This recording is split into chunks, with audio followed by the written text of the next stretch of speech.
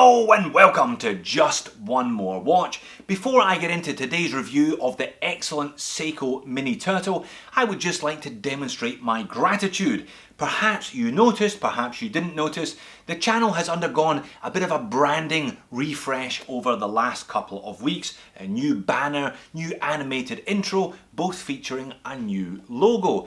Not massively different from the old one, but I think a big improvement.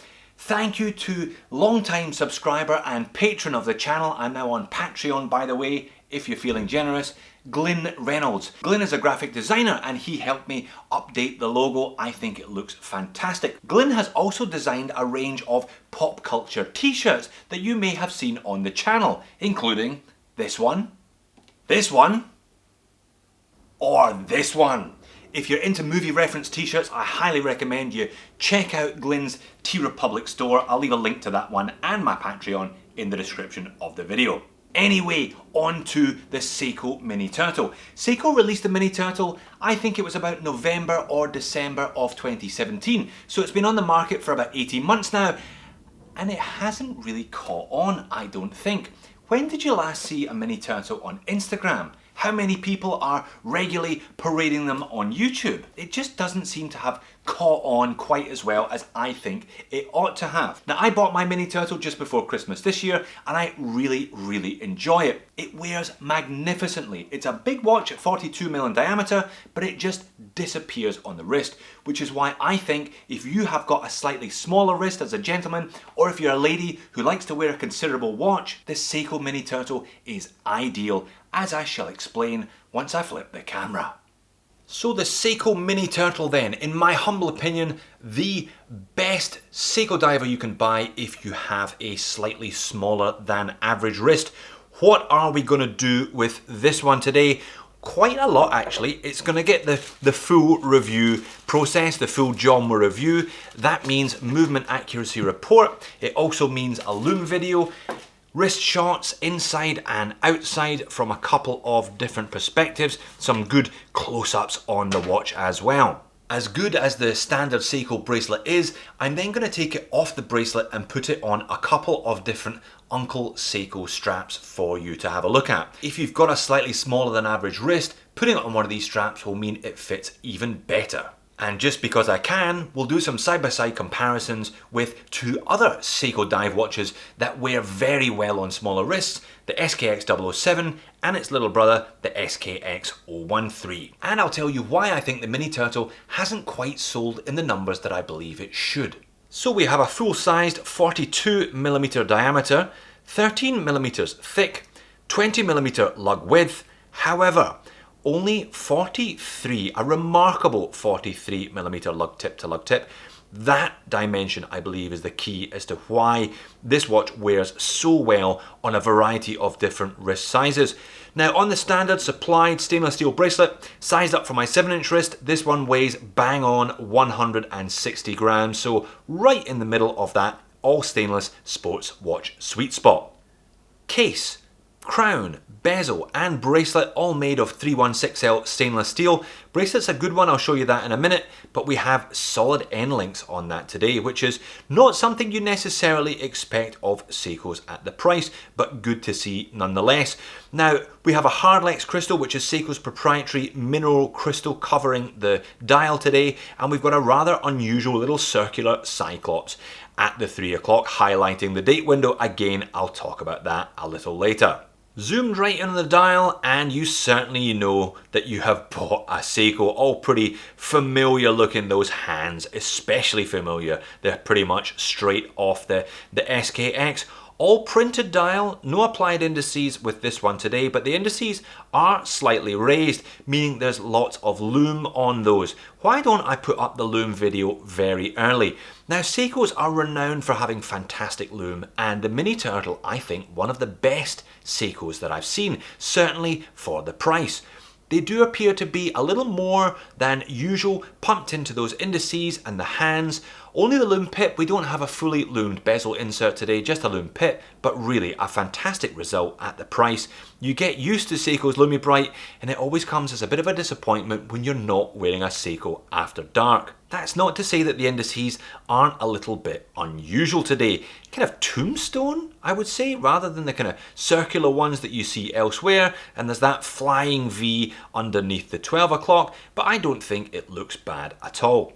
Bezel on this one, 120 click, unidirectional. Not the easiest one to turn in the world, but that's probably a good thing, and buttery smooth. Just an aluminium insert as noted, with the loom triangle there normally resting at the 12. The Prospex X above the 6 lets you know that you've bought something a little bit fancy. I always find automatic on a dial somewhat superfluous, but Diver's 200 meters means that this one is also ISO rated, a proper certified dive watch then. And the handset, I think, another feature that sets this Mini Turtle apart from the lesser models in Seiko's range. Looks like the SKX handset, but all silver brushed finish on those, matching the little circular surrounds on the indices. Overall, fairly plain, monochrome, just black and white dial, but I think a handsome one. And before we move on, can we have a small round of applause for Seiko's Malaysian factory workers? I think the chapter ring on this one, pretty good. I give them a 9.5 out of 10. Looks good at the 12 there, perhaps just slightly squinty when viewed at the 6, but not the worst I've seen by any stretch. And rather well finished also. A fairly refined circular brushing on the lugs, nice smooth transition into a high polish on the side. Now the crown, no crown guards on this, so you're going to have to be a little more careful, but that means it is very easy to operate, very easy to unscrew and to screw. But as is standard with Seiko's, not a great attempt to integrate the bracelet into the watch. Always looked that they were designed rather separately. But the bracelet is really quite nice, nicely finished. Solid links, just push pins with a collar system in the middle, so slightly more fiddly to use but should be more secure. All brushed, finished, but you've got a little polished edge on either side of that mid-link. Now I've spoken about this before. If the end link has a recessed mid-link, that means the watch drops immediately, meaning it conforms to the wrist even better than if it had a protruding end link. So again, good decision by Seiko. One other reason why this watch wears so nicely. Now the clasp on the Mini Turtle I think is pretty good. You've got a stamped fold over, then you've got a double button. It is only a pressed clasp though. It does however also have a diver's extension, so if you are going to get this one properly wet over a wet suit at the weekend, that will pay dividends. And a decent amount for micro adjust holes on the clasp ensure that you will always get a good fit with this one.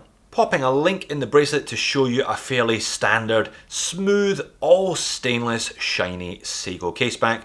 Seiko wave in the middle there. Now it is part of the Prospex line as noted, so it's got the X there. Seiko Air Divers 200 meters because it's certified, and stainless steel solid end links in this bracelet also. Now the movement contained within the Mini Turtle, you can just about make it out there, is the 4R35. Also known as the N835. Really, it is a staple of many a watch at or around this price. 24 jewels, hacks, hand winds, roughly 40-hour power reserve. Now, a stated accuracy of -20 to +40. However, I started a watch check app running on this one as soon as I got it just before Christmas. 2 weeks, a mixture of on wrist and in winder, coming in nice and consistently at about +4.5. So pretty much what you want from a watch. A little bit faster is always better than slower, means you arrive on time or early rather than late. But a good result from these Seiko movements. They are rock solid and reliable. But let's get it on wrist, because I've never had a 42mm watch that wears as small as this one, thanks to that microscopic short 43mm lug tip to lug tip. Just incredible. And it's not a small watch either. I mean, 42mm is a good size of watch by anyone's standards, but it just vanishes on wrist. It looks like you're wearing a good size watch, but it doesn't feel like it. It feels so compact. Really like the bracelet, I must say. Now there is quite a lot of clasp here, including the diver's extension, a big clasp, and you've got that double fold over underneath. Now on my 7-inch wrist, this works really well. It ensures the watch sits very nicely balanced and secure. Wears a little bit like a cuff, this one. So one thing to take note of, not a lot of flexibility in that bracelet, but wears nicely and securely as a consequence. Zoomed out a little higher for perspective, you can see what it looks like on my 7-inch wrist. 42mm, good size for a diver. Divers and pilots watches, I think you want to wear slightly larger than you would wear a dress. Those bezels mean there's less dial effectively, so a slightly bigger watch is a good thing. Nice and legible even from a distance, this Seiko, if one's eyes aren't quite as sharp as they used to be. And if you take this one outside into some natural Sydney autumn sunlight, it still looks pretty nice, clean and legible. As I said, monochrome, all black, all white, perhaps not the most interesting designed Seiko. If you want colour, there's some monsters out there that will do that for you. This one, a nice clean aesthetic and a very well made bracelet, just fits a treat. But if you do have a smaller wrist, getting it off the Seiko bracelet and onto a strap is going to make it fit you even better. It also drops the weight. This one comes down to 92 grams on one of these Uncle Seiko waffle straps. Squint and you're Martin Sheen in Apocalypse Now with this one. And it suits the tropic really nicely as well. That kind of black and white aesthetic. Very nice indeed. These are about $40 each from the Uncle Seiko website. At only 13mm thick, I reckon you can get away with a NATO or perhaps a Zulu, a single pass underneath this one also. Okay, let's bring in the Mini Turtles cousins again, the SKX brothers. We've got a 007 here on the right and we've got an 013 on the left. Both my watches, both have been modified with sapphire and ceramic bezel inserts. I do enjoy both of these different sizes. Now everybody says if you've got a small wrist, go for the SKX. It's a big watch, but you can still wear it comfortably because 46mm lug tip to lug tip. So 42.5mm diameter, 46 lug tip to lug tip.